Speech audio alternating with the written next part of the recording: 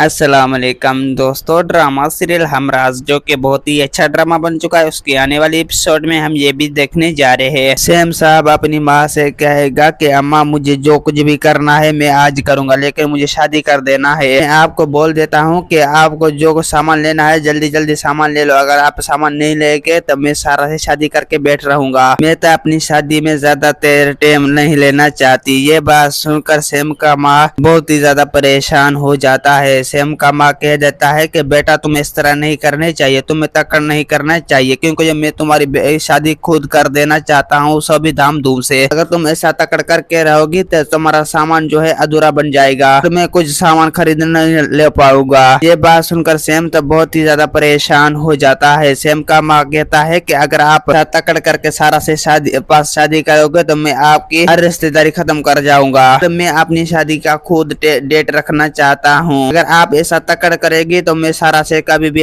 शादी होने नहीं दूंगा। ये बात सुनकर सैम तो बहुत ही ज्यादा परेशान और हैरान जो हो जाता है। और दूसरी सीन में आप लोगों को यह भी दिखाया जाएगा कि सारा सैम से बात करेगा। सैम से कहेगा कि आप जल्दी जल्दी शादी करें न तो मैं आमद से शादी करके बैठ रहूंगा। ये बात सुनकर सैम तब बहुत ही ज्यादा पागल हो जाता है। सैम कहता है कि मैं अपनी शादी में इतना ज्यादा देर नहीं लूंगा। और दूसरी सीन में आप लोगों को दिखाया जाएगा कि दादी माँ सारा को कहेगा कि अगर आप सैम से मिलेंगे तो मैं कभी भी आपसे शादी नहीं होने दूंगा सैम की, क्योंकि आप सैम से बार बार मिल रहे और उससे बातें कर रहे, मैं ऐसा कभी भी होने नहीं दूंगा। ये बात सुनकर सारा तब बहुत ही ज्यादा परेशान हो जाता है। सारा कहता है कि मैं आज के बाद उसे नहीं मिलूंगा और नहीं उसे बातों करूंगा और नहीं मैं उसे अपना हाल हवाल दूंगा। ये बात सुनकर दादी माँ तो बहुत ही ज्यादा परेशान हो जाता है। दादी माँ कहता है कि अगर आप दूसरी बार ऐसा किया तो मैं आपकी शादी कभी भी सैम से होने नहीं दूंगा, वो चाहे आपकी मर्जी है। दोस्तों उम्मीद है कि मेरा वीडियो आप लोगों की अच्छी लगी होंगी। वीडियो अच्छी लगी तो वीडियो की लाइक और चैनल को सब्सक्राइब लामी कहना। खुदा हाफिज।